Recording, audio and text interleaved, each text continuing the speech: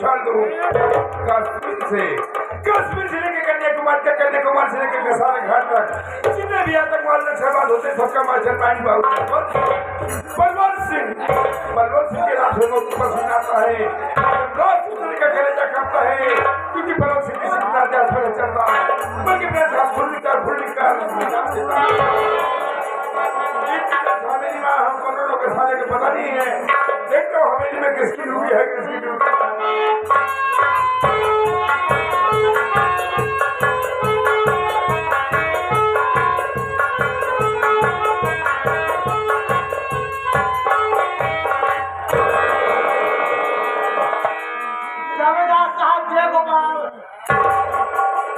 जय गोपाल सीताराम बेटा सबसे पहले लेट होने का कारण क्या है रे? जमींदार साहब मैं बता रहा हूँ लेट क्यों हो गया हूँ। सबसे पहले आप कुर्सी पर बैठ जाए। कुर्सी पर टाइम का भाव है भाई से हमारा नाम का परिचय बता दी। हमारा नाम क्या हमारा बता दे बेटा। देखा जमींदार साहब क्या तो जानते ही आप कि पहले त्योहार माई हमारे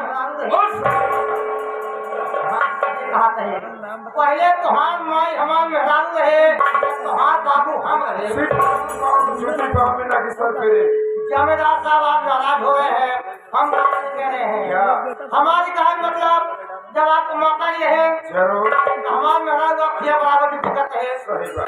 जब आपके पिताजी थे तभी जमात समाज के हम ऊपर है पहले त्योहार माई हमारे मेहरारू रहे। हाँ जमींदार साहब तुम्हारे बाबू मुझे कहो नहीं मामा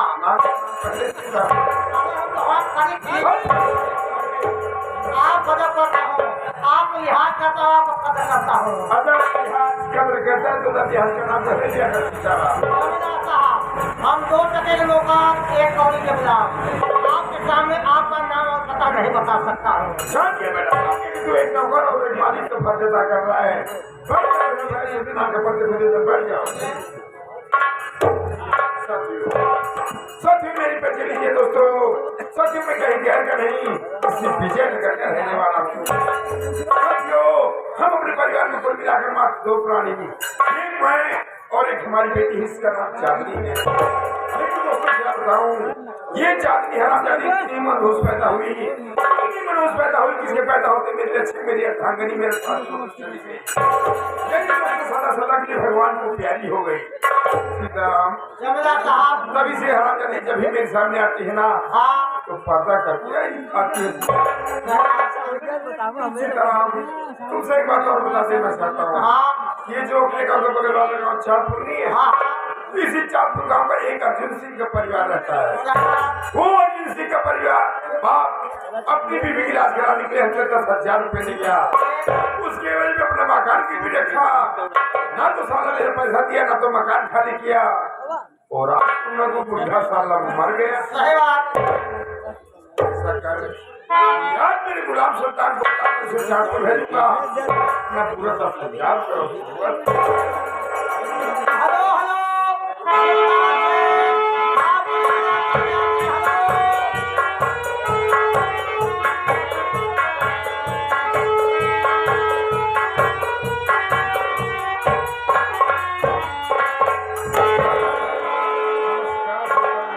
चौधरी साहब नमस्कार।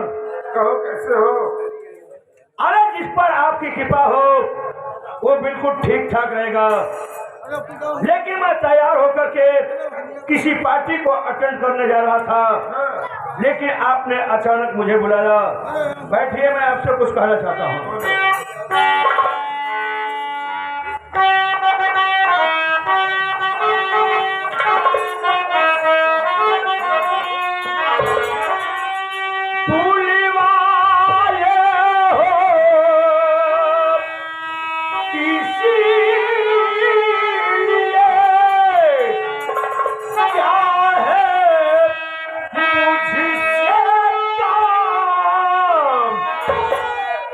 सेवा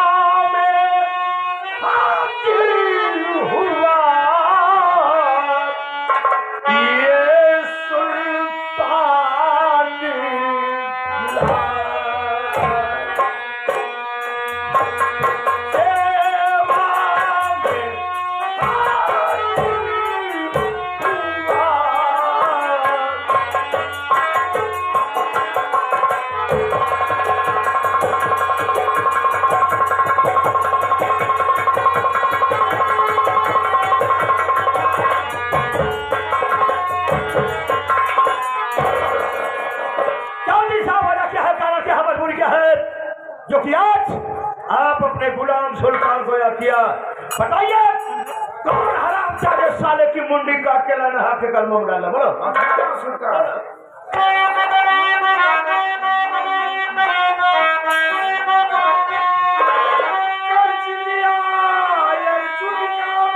क्या?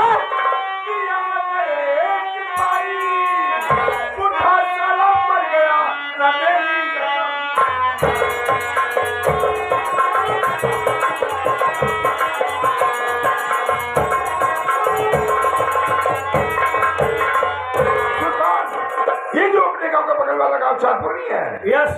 इसी चाँदपुर गांव का एक अर्जुन सिंह का परिवार रहता है। वो अर्जुन सिंह का बाप अपनी बीबी की इलाज कराने हमसे 10,000 रुपए ले गया। अच्छा। उसकी वजह में अपना मकान गिरवी रखा, ना तो साला मेरे पैसा दिया, ना तो मकान खाली किया, और आज बुढ़ा साला मार गया। कहने का मतलब है आपके बगल वाला गांव चाँदपुर का रहने वाला अर्जुन सिंह, उसका बाप अपनी मेहरिया का इलाज कराने के लिए आपसे 10,000 रुपया कर्जा ले गया। उस कर्जे के बदले में मकान गिरवी रखा, ना तो सारा पैसा दिया, ना मकान खाली किया, और वो सारा मर गया। मैं ये नहीं समझ पा रहा हूँ, हम दोनों शैतानों से बगैर पूछे यमराज साले की हिम्मत कैसे पड़ी तो उसके प्राण ले लिया। घबराई ना चौधरी साहब, आज आपका गुलाम सुल्तान जाएगा, या तो 10,000 रुपया कर्जा, या मकान खाली, या फिर अर्जुन सिंह आपके कदमों में होगा। तो ठीक है सुल्तान, आज ही तू चाँदपुर गांव के लिए निकल जा बेटा। ठीक है, मैं वहां जाऊंगा, लेकिन मैं वहां अकेले नहीं जाऊंगा। तुझे डर लगा क्या? चौधरी साहब, डर और मौत हमसे 3 किलोमीटर दूर रह के बात करती है। फिर क्या बात है? बात है जो अपने हवेली का वो दूसरा वाला नौकर, क्या नाम है, छोटुआ? ओ छोटू रिवाज जाना चाहता है तो रिवाज जा सकता है। अरे ओ छोटू,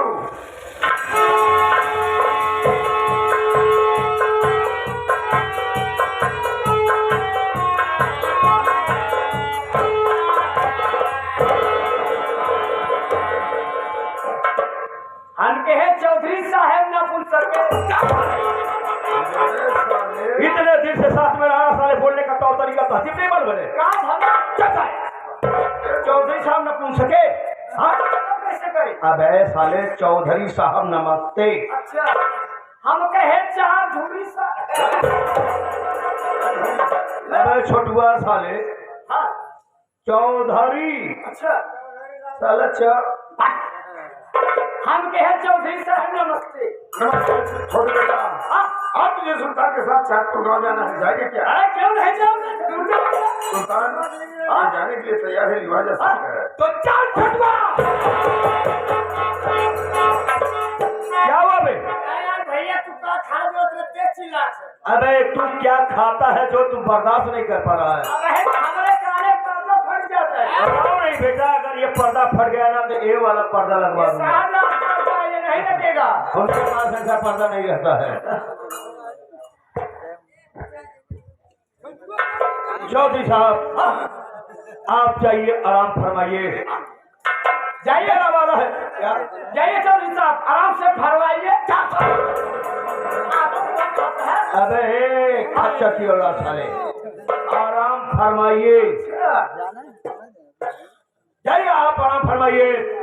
ये आपका गुलाम सुल्तान जा रहा है, या तो 10,000 रुपया कर्जा, या मकान खाली, या अर्जुन सिंह को बात कर लाऊंगा आपके कदमों में।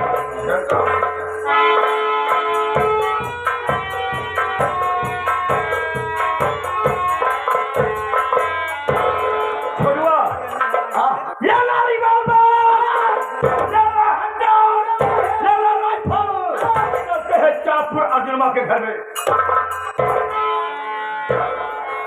लेकिन बाबू साहब, जाने से पहले और चलने से पहले मैं आपसे कुछ कहना चाहता हूँ। बोलो। गुस्ताखी माफ हो, लेकिन आपसे मैं ये कहना चाहता हूँ और ये जानना चाहता हूँ। बोलो। आप चौधरी के कहने पर चौधरी के एक इशारे पर कितने माँ बहन की आप मांग के सिंदूर मिटा देते हैं। हाँ, मैं उनका गुलाम हूँ। कितने माँ बहन की आप गोद सूनी कर देते हैं। गुलाम हूँ। और कितने बच्चों को आप यकीन बना देते हैं। हाँ। और हर वक्त देखते हैं आप चौधरी के पीछे से कुत्तों की तरह घूमते रहते हैं।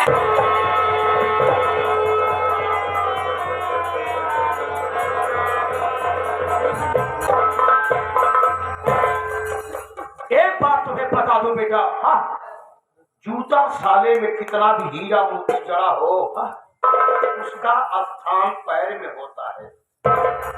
मोहरी गिरीट मोहरी पे अच्छी लगती है, चौबारे पर नहीं। हाँ, नौकर और साले नौकर की तरह रहना सीखो, वरना रोटी का टुकड़ा फेंकना बंद कर दूंगा, मर जाओगे खाने के लिए। बाबू साहेब, आप चाहे आप हमका मर गए कहीं, साले कुत्ता का है।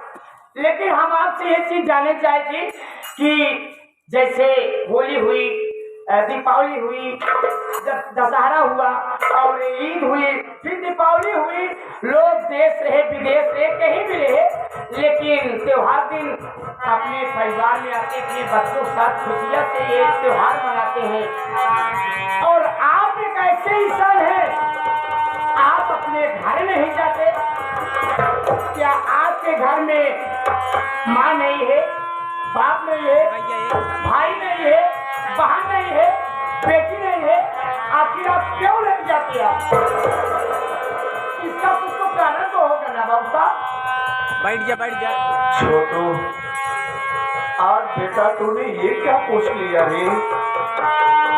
जो जख्म हमारे पुराने हो गए थे उसे तूने ताजा कर दिया। हकीकत में छोटू, मेरी जिंदगी किसी कुत्ते से कम नहीं है, क्योंकि चौधरी के एक इशारे पर मैं जान देने और जान लेने के लिए तैयार रहता हूँ। हाँ, ये सही है बेटा कि आज के पहले मैंने पता नहीं कितनी माताओं की कोस चोरी कर दिया, पता नहीं कितने बहन बेटी के मांग कर सिंदूर मिटा दिया, पता नहीं कितने बच्चों को मैंने यतीम बना दिया, पता नहीं कितनी बहन बेटियों को मैं ले जाकर इस चौधरी बलवंत सिंह के पीछे।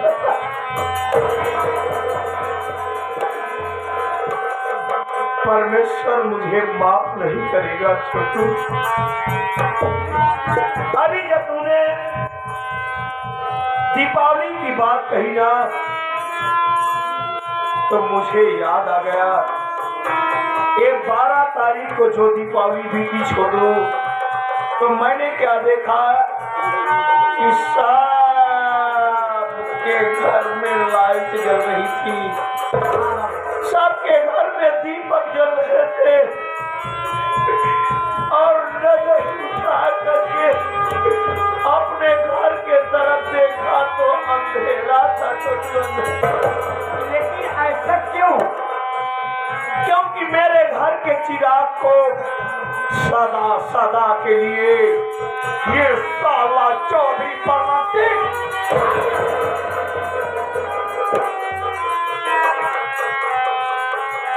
दीपावली की रात मेरी दुनिया उजाड़ी गई। छोटू, जानना चाहता है तो सुन बेटा, मैं कहीं गैर का रहने वाला नहीं हूँ, मैं इसी चौधरी के बगल वाले गांव रायपुर का रहने वाला हूँ।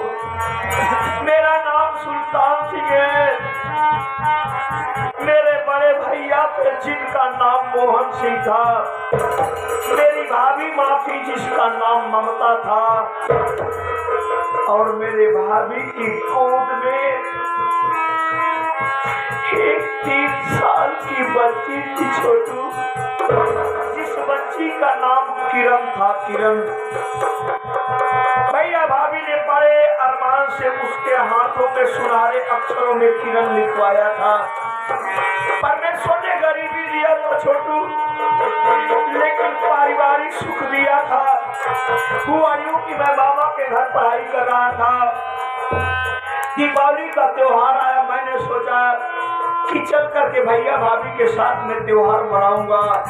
आया भैया कहने लगे कि मुन्ना दीपावली का दिन है, तू बच्चों के साथ पटाखे जला और मैं शहर चला जाता हूँ, तेरे लिए खाने की सामग्री लाऊंगा। मैं चला गया बच्चों के साथ पटाखे जलाने के लिए। भैया चले गए शहर, किसी कारण बस आने में वो लेट हो गए। धीरे धीरे शाम ढली, उसके बाद रात 8 बजे छोटू 8 बजे मेरी दुनिया उजाड़ी गई है। क्या हुआ? रात 8 बजे ये चौधरी परवत सिंह अपने घोड़े पे सवार होकर के आया। मेरी भाभी ममता को दरवाजे पर देखने के बाद इस नियत खोर साले नियत खोर के लिया और मौका पाकर के अकेली पाकर के एक हवस का दरिंदा मेरे भाभी की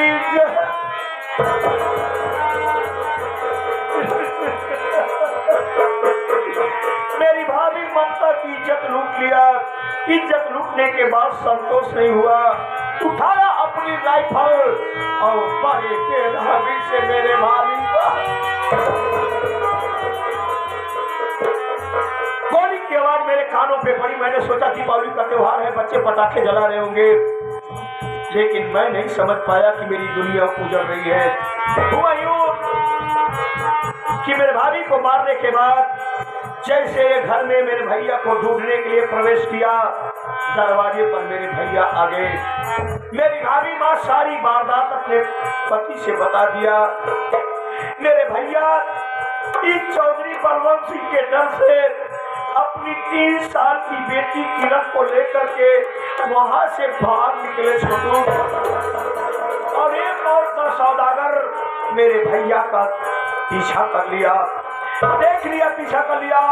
और कुछ दूर जाने के बाद छोटू, कुछ दूर जाने के बाद क्या हुआ, एक कमीना मेरे भैया को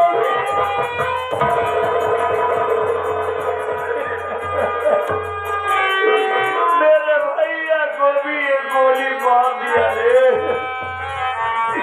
मुझे सूचना मिली, मैं दरवाजे पर आया तो क्या देखता हूँ, मेरी भाभी अंतिम सांसें ले रही थी।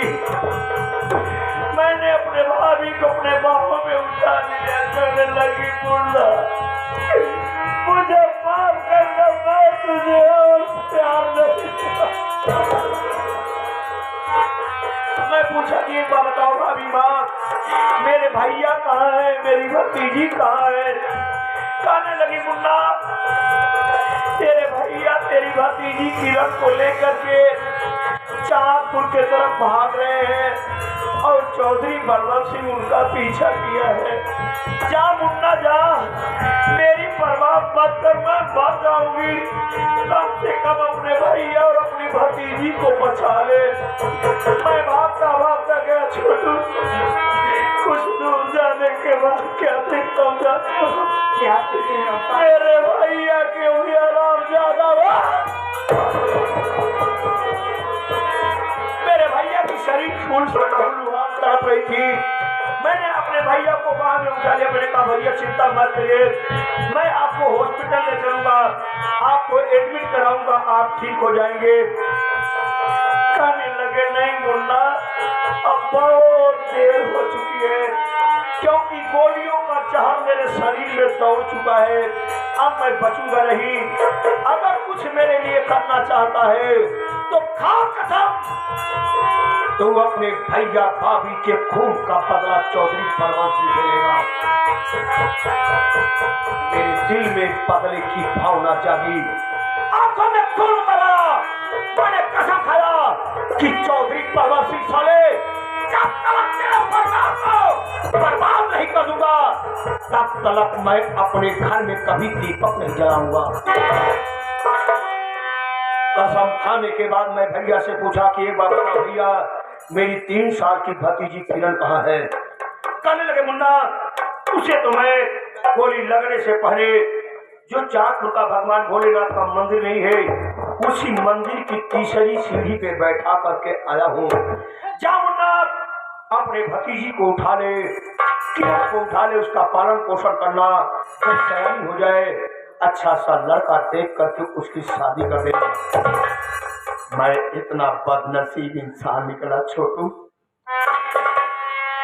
कि अपने भैया भाभी की लाश पे कफन भी छोड़ करके गया। जब मंदिर की सीढ़ियों के पास देखा आवाज कि वहां मेरी 3 साल की भतीजी किरण नहीं थी छोटू। मैंने सोच लिया कि मेरी भतीजी को गायब करने वाला कोई और नहीं, यही साला चौधरी बलवंत सिंह है। क्योंकि अगर वहां से कोई जानवर उठाता तो कम से कम खून के छींटे वहां जरूर हो दे। इसी उम्मीद पर इसके यहाँ गुलामी कर रहा हूँ कि हो न हो कभी न कभी मेरी भतीजी का पता लग जाएगा। और मेरी भतीजी का पता लगाना, इसको साले को आधा जमीन में गाड़ करके बम सुड़ा दूंगा। और छोटू इस कमीने साले दरिंदों को हर रोज इसके बिस्तर पर एक नई लड़की चाहिए। और वो लड़की ला करके मैं मजबूर इंसान देता हूँ। लेकिन इतना दिमाग लगाया हूँ, जिन लड़कियों को मैं उठाता हूँ सबसे पहले उनका नाम पूछता हूँ। वो इसलिए छोटू कि जिन लड़कियों को मैं इसके बिस्तर पर फेंक रहा हूँ उसमें से मेरी भतीजी कोई खीरत न चली पाए। यही मेरी कहानी है छोटू।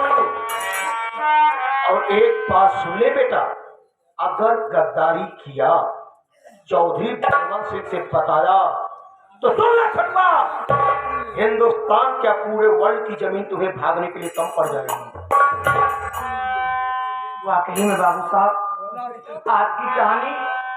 आपकी कहानी बहुत दर्दनाक है। आज मैंने आपका दिल दुखाया है और हो सके तो मुझे आप माफ कर देना। और आज से मैं कसम खाता हूँ, रहेंगे तो साथ रहेंगे और मरेंगे तो साथ मरेंगे। तो ठीक है छोटू। और आज मैं आपसे वादा करता हूँ कि ये बात चौधरी के कानों तक कभी पहुंचने नहीं दूंगा। तो ठीक है छोटू, आज से हमारा तुम्हारा मकसद होगा चौधरी बलवंत सिंह की बर्बादी। तो ले ले राइफल, चलते हैं चाँदपुर अदिलवा के।